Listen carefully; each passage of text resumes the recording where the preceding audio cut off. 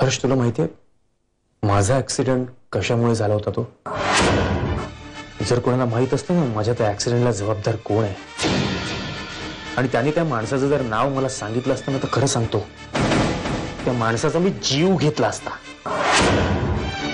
एका अनोळखी मुलीबरोबर मला संसार करावा लागतो. मला घरी बसून बसून खूप बोर होत आहे. तेव्हा आपण कुठेतरी बाहेर जाऊया फिरायला, म्हणजे तू, मी आणि प्रियांका. मी लग्नात शालू बिलू नाही नेसणार आहे, मी शरारा घालणार आहे. पण आपल्यात मुली असले कपडे घालत नाहीत, शालू नेसतात. आणि शालूत कसल्या गोड दिसतात ग मुली. तुझी आई सुद्धा शालूच नेसली होती, विचार तिला. म्हणूनच मला नाही नेसायचं. ठीक आहे, आई आणि मुलीत काहीतरी फरक नको का दिसायला? अगं मान्य, पण मानसी, भाईजान बड़ी दूर की सोचता है. ये भोसले लंबी रेस का घोड़ा है. आज मी त्याच्याकडून 3 करोड रुपये घेतले थे खरं, कारण आज तो अडचणीत आहे. पण आता तो जाणार नाही आणि त्याचा हा प्रोजेक्ट चालला और भी प्रोजेक्ट उसे मिलेंगे तेव्हा मदतीसाठी तो माझ्याकडेच येईल. मॅम, कसं आहे, आपण शेड्यूलच्या खूप मागे आहोत. तिथं हर्षवर्धन भोसलेने त्याचा प्रोजेक्टही सुरू केलाय. त्यांची ऍडव्हर्टाइजमेंटही खूप जोरात चालू आहे. मीडियाही त्यांना हाईप करण्याच्या मागावर आहे. इनफॅक्ट मॅम, आजच्या पेपरात त्यांच्या प्रोजेक्टविषयी बातमी पण आली.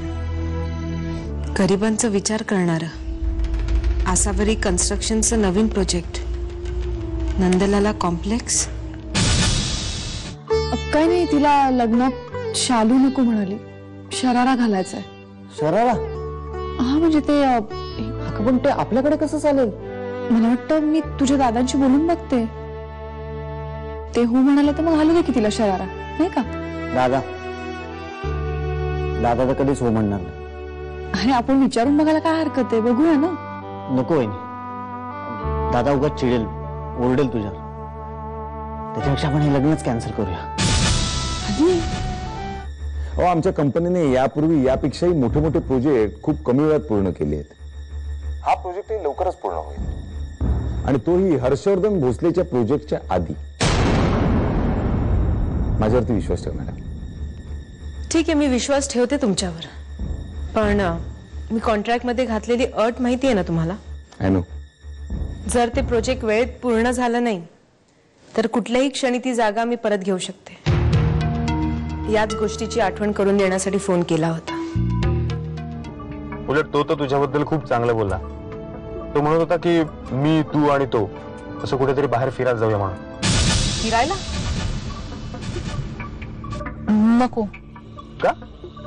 अरे, मागच्या वेळेलाही आपण 3 जण महाबळेश्वरला फिरायला गेलो होतो. तुझा ऍक्सिडेंट झाला आणि नको नको, पुन्हा तसं काही व्हायला नको. अगं, वेडी आहेस का तू? मला असं वाटतं की तू जरा हर्षपासून जपूनच राहा. अरे, तो त्याचा काही भरोसा नाहीये. ज्या मातल्या गाठीचा आहे. काय ना प्रियंका, तू उगाचच त्याच्याबद्दल गैरसमज करून घेतलायस. तू समजतेस तसं काही नाहीये. ठीक आहे, तुझी मर्जी. मग झाली खरेदी? म्हणजे झाली, पण सगळी नाही झाली. का?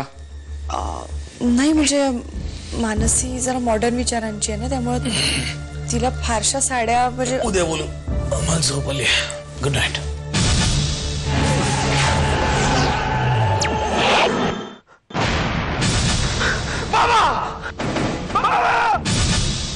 तिथे काहीही नाहीये. शार्दूल, बघ, तुला एखादं स्वप्न पडलं असेल. शार्दूल,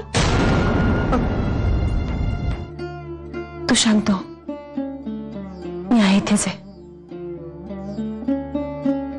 उषाबाई, उषाबाई, आता सगळे विचार मनातून काढून टाक आणि शांतपणे झोप.